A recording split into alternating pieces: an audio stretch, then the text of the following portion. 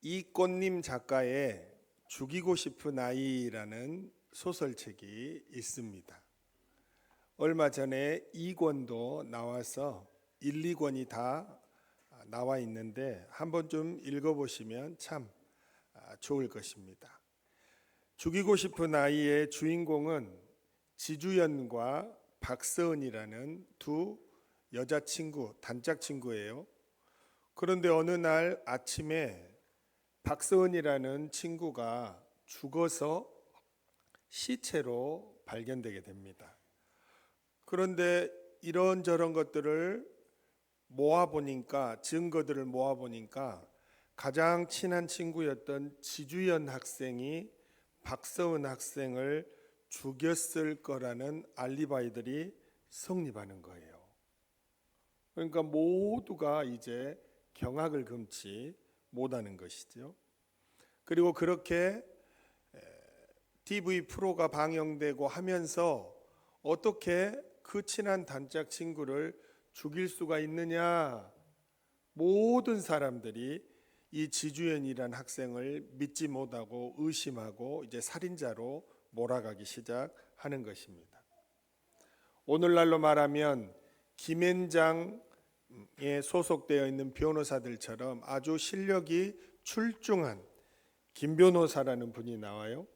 그런데 이 김 변호사라는 분도 지주연이란 학생이 살인을 안 했을 거라고 믿지 않습니다. 살인을 했을 가능성이 많지만 무죄로 풀려나게 해주겠다고 약속을 하고 변호를 시작하는 것이죠. 그런데 지주연이라는 학생이 도대체가 신빙성 있는 말을 하지 않고 가르쳐준 대로 행동하지 않으니까 끝내는 포기하고 맙니다. 그리고 이제 모두가 거부해요. 왜냐하면 질 것이 뻔한 변호라 그렇죠. 그런데 마지막에 어쩔 수 없이 국선 변호사인 장 변호사라는 분이 마지막 변호를 맡게 돼요. 이분도 모든 사람처럼 지주연이라는 학생을 의심하고 믿어주지 않습니다. 그러나 나중에는 지주연이라는 학생의 말, 내가 죽이지 않았어요 라는 말을 믿어주기 시작해요. 그리고 이제 재판날이 되어서 변론을 하는데 지주연이라는 학생의 말을 믿고 나왔는데 목격자가 그날 검사가 신청한 증인으로 나오게 됩니다. 그리고 목격자가 지주연이가 죽이는 걸 봤다고 증언하니까 그동안 믿었던 장 변호사도 믿지 않고 이제 모든 것이 끝났다는 듯 체념해 버리는 것이죠. 지주연이라는 학생이 소설이 진행되는 내내 하는 말이 나는 안 죽였는데 사람들이 제가 죽였대요 라는 이 말과 어차피 안 믿어줄 거면서 라는 이 말을 계속 반복하게 됩니다. 정말로 나는 죽이지 않았는데 사람들이 자기의 말을 어차피 안 믿어줄 거면서 그리고 나타나는 현상은 뭐겠어요? 아무도 믿어주지 않으니까, 엄마 아빠도 믿어주지 않으니까 마음의 문을 꽉 닫아버리는 것입니다. 이 마음이 닫힌 소녀는 이 마음의 문을 여는 사람이 등장하기 전까지는 진실도 밝혀지지 않을 것이고 이 아이는 계속해서 고통 속에 살아갈 것입니다. 그런데 2권이 나왔는데 2권에 신영사라는 분이 나타나면서 지주연의 말을 믿어주게 되고 그리고 알리바이를 다시 새롭게 구성하면서 이제 모든 억울한 것이 풀리게 되는 것이죠. 사랑하는 여러분, 오늘날에도 각자의 이유는 다르지만 마음의 문을 닫고 사는 사람들이 의외로 많습니다. 마음의 문을 닫게 된 연유가 시부모에게 있을 수도 있고 며느리에게 있을 수도 있고 교회에 있을 수도 있고 직장에 있을 수도 있고 때로는 여러 가지 상처 때문에 그럴 수도 있고 여러 가지 이유가 많은데 중요한 것은 사람의 마음의 문을, 나의 마음의 문을 그냥 꽉 닫아버렸다는 것이죠. 그래서 모든 사람을 배타적으로 대하고 사람들이 모이는 곳에 가지 않으려고 하는 그런 현상들, 고독 속에 외로운 그런 사회가 되었다라는 것입니다. 그런데 오늘 성경 말씀에도 마음의 문을 꽉 닫은 사마리아 여인이라는 한 여자 주인공이 나옵니다. 이 여인은 남자들이 좀 많았었어요.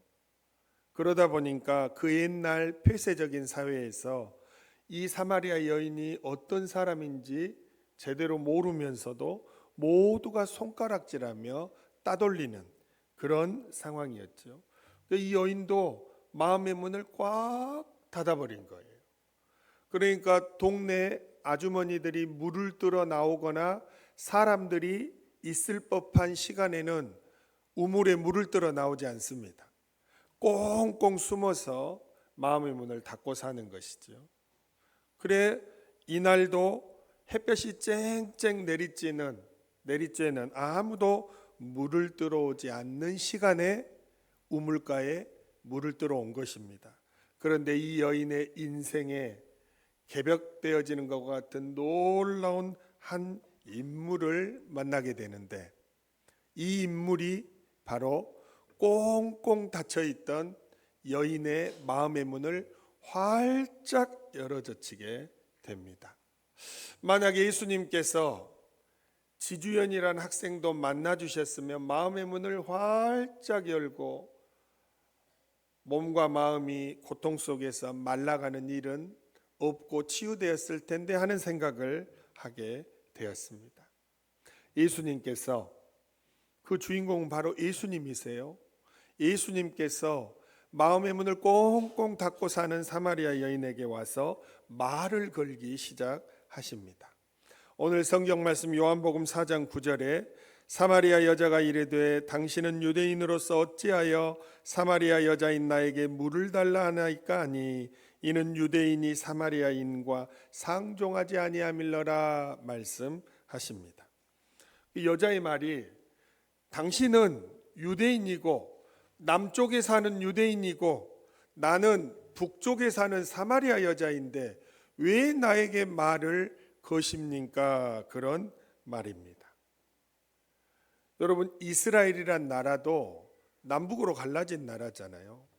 남쪽의 유다, 북쪽의 이스라엘, 이렇게 갈라져서 내내 역사가 지속되었던 나라였습니다. 그런데 남쪽 유대인과 북쪽 이스라엘인이 서로 상종하지 않는 이유는 남쪽 유대인들에게 있었습니다. 북쪽 사마리아가 아시리아에 멸망한 뒤에 그냥 포로들을 데려다가 나라 안에 다 섞어놔 버렸어요. 그러니까 혼혈족이 돼버린 것이죠. 그러니까 남쪽은 순수한 유대인 혈통인데 북쪽 사마리아는 혼혈이라는 것이죠. 그래서 무시하고 관계를 맺지 않게 되었어요. 근데 가장 원수 같은 일은 주전 400년 알렉산더 대왕이 사마리아에 있는 그리심산에 사마리아인만의 성전을 짓도록 허락했는데 200년이 흐른 뒤에 남쪽에 힐카누스라는 사람이 앞장서서 북쪽 사마리아 그리심산에 있던 성전을 허물러 버리고 파괴시켜 버렸어요. 그러니까 이제 더 이상 가까이 할 수 없는 원수 같은 관계가 되어서 예수님 시대까지 쭉 이어져 온 것입니다. 그러니까 유대인은 사마리아인에게 말을 걸면 안 됐어요. 그런데 유대인인 예수님이 오늘 오셔서 이 사마리아 여인에게 말을 걸고 계시는 것입니다. 이것은 몇백 년 동안 흘러왔던 이 엄청난 제약적인 조건을 뛰어넘어 유대인이 사마리아인에게 말을 거는 참으로 놀라운 일이라 할 수 있습니다. 여러분들도 아시잖아요. 나하고 관계가 서먹하고 원수 같은 사람에게 가서 말 한마디를 꺼내는 것이 얼마나 힘듭니까? 그런데 예수님은 오셔서 자연스럽게 그런 장벽을 허무시고 말을 걸고 계시는 것이죠. 두 번째는 오늘 요한복음 4장 8절 말씀입니다. 이는 제자들이 먹을 것을 사러 그 동네에 들어갔음이러라 말씀하시죠. 제자들은 그야말로 찐 유대인들이었어요.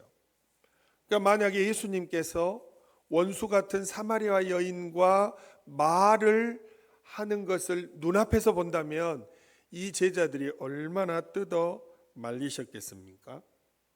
제자들이 절대 그렇게 못하게 했겠지요. 앞장서서 여인을 쫓아냈겠지요. 그래서 예수님은 일부러 곁에 있던 12 제자들을 마을로 보냈습니다. 먹을 것을 구해오라고. 그리고 방해할 사람이 아무도 없는 가운데 예수님께서 사마리아 여인에게 말을 거신 것입니다. 예수님은 두 번째로 일부러 제자들이 없는 시간을 생각하시면서 이렇게 말을 거시려고 계획을 하시고 만나주신다는 거예요. 그리고 세 번째로 유대인과 사마리아인은 서로 상종하지를 않습니다. 상종하지 않는다는 뜻은 무엇인가를 함께 사용하지 않는다는 뜻입니다. 그러니까 여인이 물을 뜨러와서 여인이 물통에다가 물을 뜨잖아요. 그러면 유대인은 이 물을 마시면 안 돼요. 왜? 함께 사용하면 안 되니까. 그런데 예수님은 유대법을 어기면서까지 나에게 물 좀 주라, 네가 통에 담아있는 물을 좀 주라, 함께 사용해도 되겠느냐라고 말을 하고 있는 것입니다. 유대법이라는 것은 나라가 정한 법이에요. 유대인들은 꼭 이렇게 지켜야 한다는 법이지요. 그런데 예수님은 사마리아 여인의 마음의 문을 여시고 대화를 하시기 위해 이런 유대법까지도 어기고 계시는 것을 볼 수 있습니다. 그리고 예수님은 사마리아 여인, 여러분 사마리아 여인은 겉으로 볼 때 어떤 조건을 갖춘 것이 하나도 없었습니다.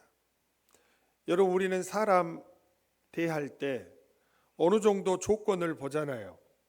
그렇지 않습니까? 그런데 예수님은 이 사마리아 여인은 유대인들로부터 사람 취급을 받는 게 아니라 개 취급을 받는 사마리아인이었습니다. 그리고 그 당시에는 사람으로 여겨주지 않는 남자가 아닌 여자였어요. 그리고 누구나 손가락질하는 죄인이었고 가난했고 천대받는 하층의 비주류의 사람들이었습니다.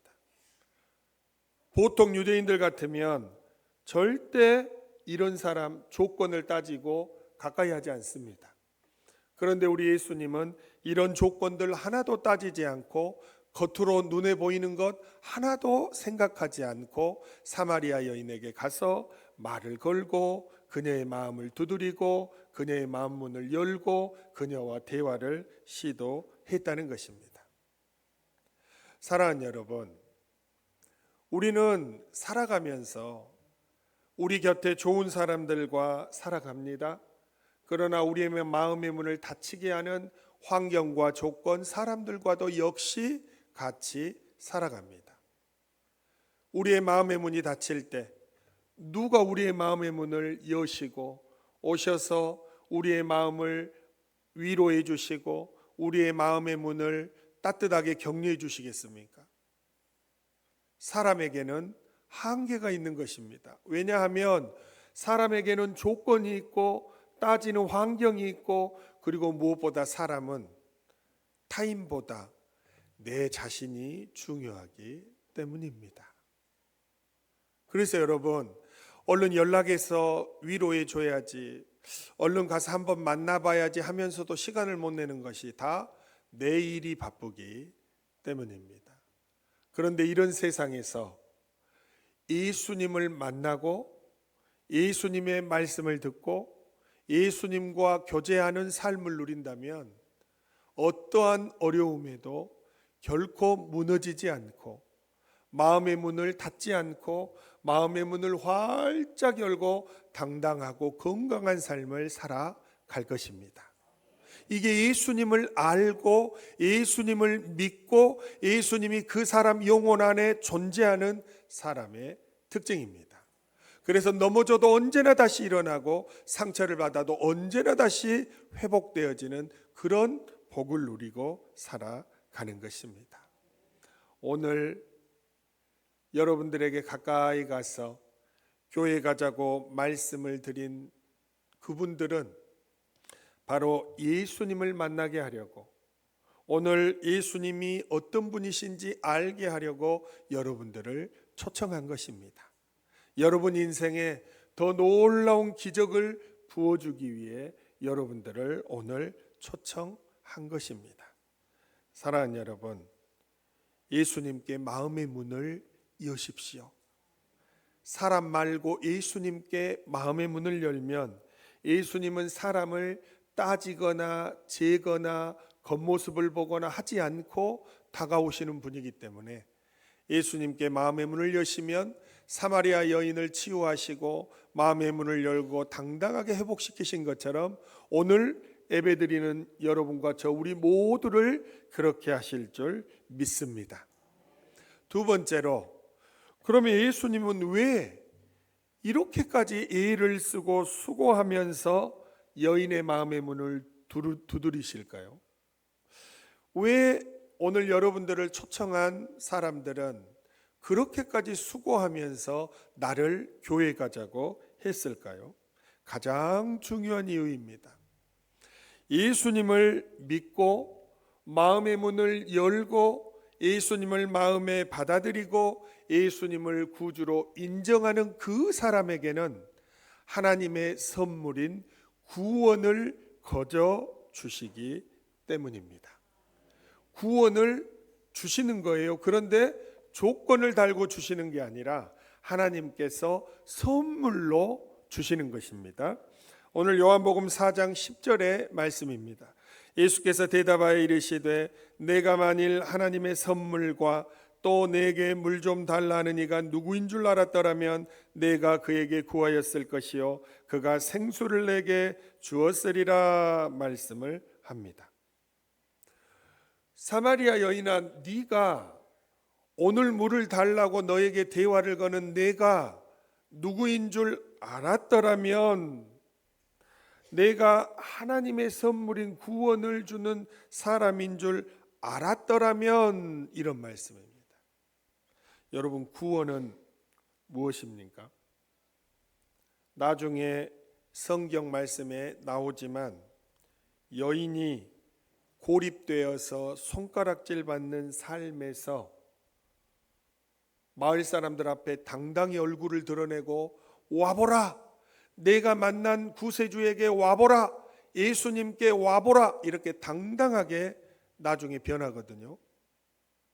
구원이라는 것은 고립되어 있고 배타적인 삶, 갇혀있는 삶, 사람들과 어울리지 못하는 삶, 그런 삶에서, 손가락질 받는 삶에서 건져주시는 것이 구원입니다. 그런데 예수님이 이것을 조건을 따지셔요? 아니요, 하나님의 선물로 예수님을 믿는 자에게 거저 주시는 것입니다. 구원이란 무엇입니까? 이 여인은 가정생활이 불행했습니다. 그 전에도 5명의 남자와 동거했고 지금 살고 있는 남자도 남편이 아닙니다. 그 부부삶, 가정의 삶이 행복할 리 없지요. 가정생활이 참 불편하고 너무나 불행했습니다. 그런데 예수님을 만난 이후로 확 변하는 것이죠.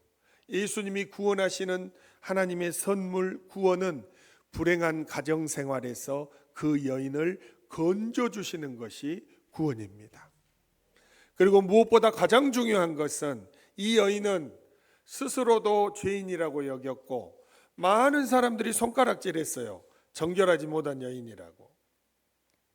그래서 늘 그 죄 문제에 대한 고통과 아픔이 이 여인의 삶을 짓누르고 있었어요. 그런데 예수님을 만나고 예수님은 나의 죄를 깨끗하게 하시는 분임을 알게 되고 주님이 나의 죄를 용서하시고 내 죄책을 벗게 하심으로 인해 죄에서부터 자유로워지고 새로운 삶의 사람이 되는 것, 이게 바로 구원이라는 것을 깨닫게 되었던 것이죠. 그래서 죄 가운데 우리를 건져주시고 천국 백성 되게 하시는 것이 하나님의 선물인 구원이라는 것입니다. 그런데 이것이 예수님을 만나서 예수님을 구주로 믿고 마음의 문을 열고 예수님을 영접하는 그 사람에게 하나님께서 선물로 주시는 거라는 사실입니다. 사랑하는 여러분, 우리는 인생을 살아가면서 나는 죄를 짓지 않는데, 나는 별로 손가락질 받을 만한 죄를 지은 적이 없는데 라고 말하지만, 자기가 죄를 한 번도 짓지 않았다고 말할 수 있는 사람은 이 세상에 아무도 없습니다. 이 세상에 존재했던 인류, 인간들, 석학들, 철학자들, 종교 지도자들 중에서 아무도 나는 죄를 지은 적이 한 번도 없다고 말할 수 있는 사람은 아무도 없습니다. 예수님 빼고 죄를 짓지 않은 사람은 아무도 없습니다. 그래서 우리 인류에게는 우리의 마음의 문을, 우리의 삶을 두드리시는 예수님이 필요한 것이고, 우리의 죄 문제를 해결하실 유일하신 구원자 되신 예수님이 필요한 것입니다. 예수님을 믿고 죄 가운데 건짐받은 사람의 삶은 새로운 삶입니다. 그 옛날 어둡고 고립되고 부끄럽고 했던 삶에서 예수님을 만난 사람은 인생이 변화되게 되어 있습니다. 그야말로 새로운 인생을 살아가게 되는 것입니다. 오늘 왜 여러분들을 이 자리에 초청했겠습니까? 예수님은 구원을 오늘 이 자리에 오셔서 마음의 문을 열고 예수님을 받아들이는 모든 사람에게 선물로 주시기 위함입니다. 여러분, 예전에 제가 아파트를 지나가면서 보니까 그 아파트에 사는 사람들은 우리가 목포에서 하는 말로 못 사는 사람들이 아니에요. 목포 수준에서는 잘 사는 사람들이 사는 아파트인데, 어느 교회에서 나와서 그때 배추값이 금값이었거든요. 그런데 김장을 앞두고 교회에서 나와서 한 가정당 이 배추를 3포기에서 7포기 사이로 나눠주는데, 아니 그 잘 사는 아줌마들이 다 나왔어요. 그 배추 받는다고. 여러분, 뭐 돈이 없어서 받는다고 나왔겠습니까? 재미도 있고 그냥 너도 나도 받으러 나가고, 야 뭐 배추 준다더라 하니까 그냥 그 잘 사시는 분들이 우르르르 막 나온 거예요. 나오니까 교회에서 배추를 3포기에서, 이따마는 배추 3포기에서 막 7포기를 막 나눠주는 거예요. 그러니까 공짜로 받는 거잖아요. 아주 즐겁게 받는 거예요. 이분들이 돈이 없겠습니까? 그런데 공짜로 주니까 즐겁게 받는 거예요. 그런데 참 이상한 것은 우리 인생을 새롭게 해주신다는, 우리 인생을 복되게 바꿔주신다는, 우리 인생을 새롭게 건져주신다는 구원을 공짜로 준다고 그러면 사람들이 묘하게 마음의 문을 잘 열지를 않습니다. 그래서 여러분, 오늘 저는 여러분들에게 정말로 강력하게 권고합니다. 예수님을 받아들이십시오. 마음의 문을 여시고 우리의 구원 되신 예수님을 받아들이십시오. 여러분, 앞에서 설교하고 있는 저를 보시면 행복하게 보이지 않습니까? 예수님을 믿으면, 예수님이 우리 인생을 구원해 주시면 행복한 인생이 되는 것입니다. 그리고 세 번째로, 예수님께 마음의 문을 여십시오. 왜요? 예수님보다 더 큰 은혜를 주시는 분은 없기 때문입니다. 예수님은 구원을 선물로 주실 뿐만 아니라 그 이외의 모든 다른 것들도 은혜로 부어 주십니다. 그런데 사람들이 착각하는 게 있어요.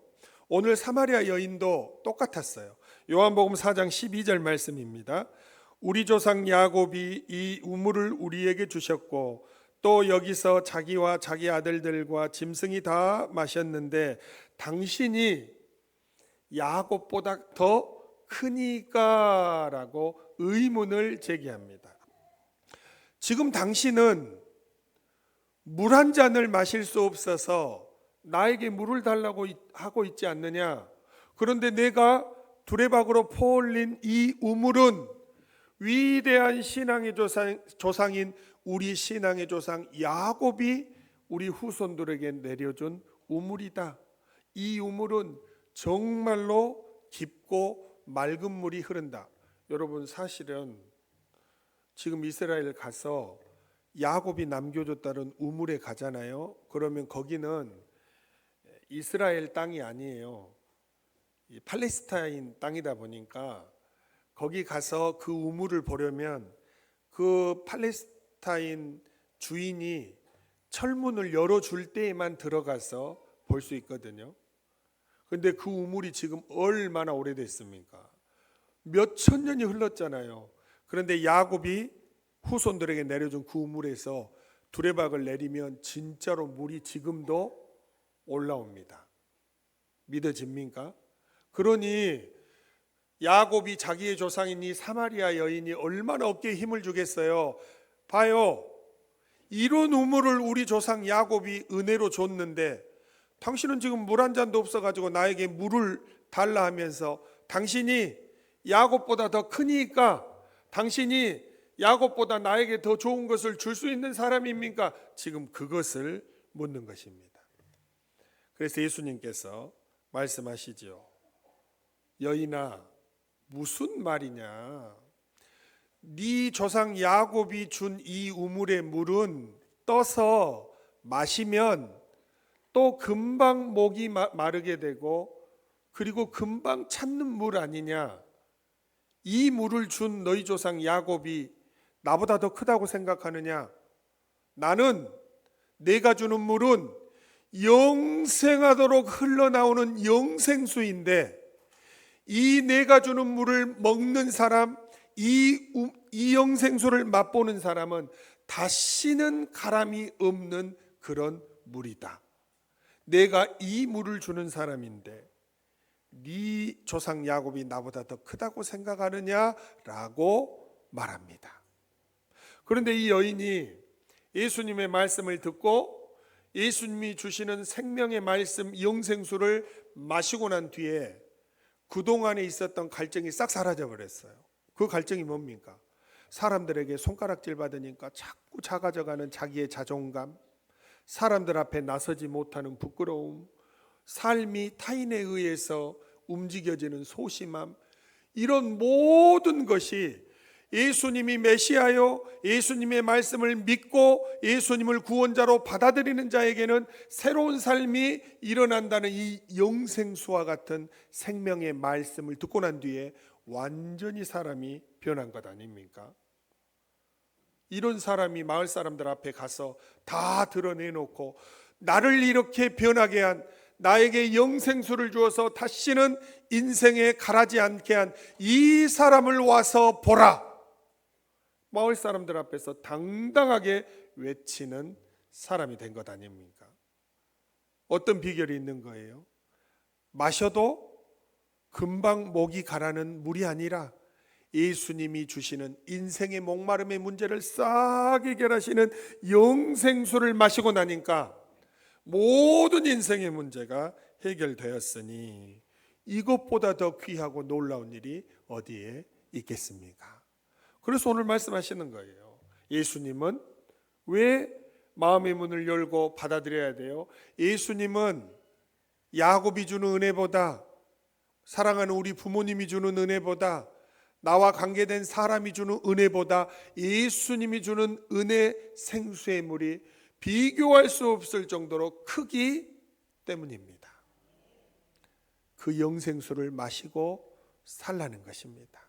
그 말씀을 매주 교회에 나와서 들으면서 그 영생수로 가라지 않는 인생이 되라는 것입니다.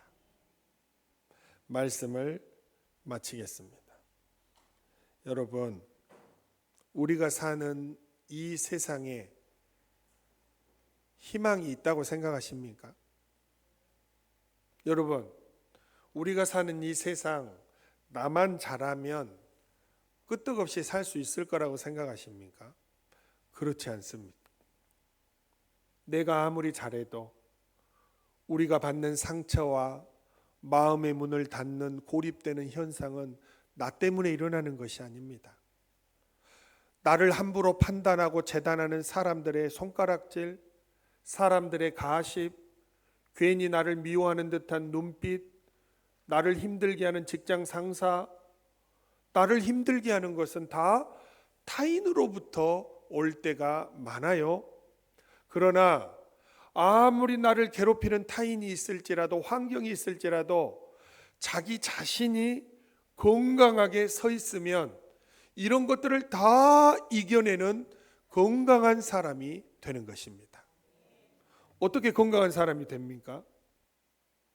오늘 말씀드린 것처럼 예수님께 자기의 마음의 문을 열고 예수님을 자기 마음의 문에 받아들이고 예수님을 구주로 믿고 예수님과 함께 살아가는 사람은 속 사람이 건강하고 어떠한 환경에도 무너지지 않고 혹 무너졌더라도 다시 일어나는 그런 복된 사람이 되는 것입니다.